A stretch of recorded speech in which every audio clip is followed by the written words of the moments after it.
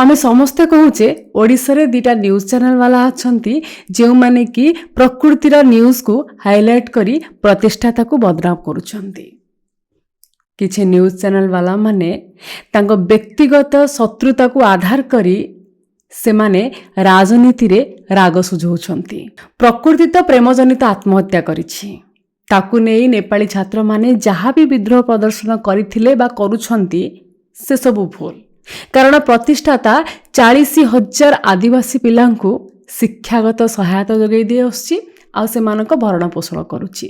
से झियो तो प्रेम पई आत्महत्या करिछि। एतरे प्रतिष्ठातांकर भूल रहिला केउठी?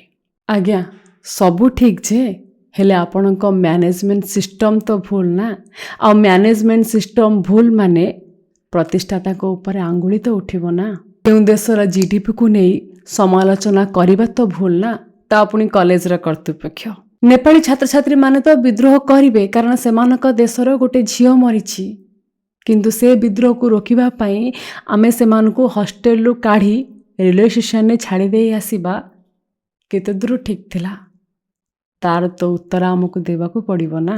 राजनीति तो परे हेछि हेले घटना तो घटिछि ना ताकू तो आमे भूल कहि देई परिबानी ना। से झियो प्रेमजनित आत्महत्या करि थाई पारे किंतु ता मृत्यु आगरू से बार बार कॉलेज रा कर्तृपक्ष को लिखित आकार रे अभियोग करी आसीछि ताकू आमे केते दूर आड़े देई परिबा।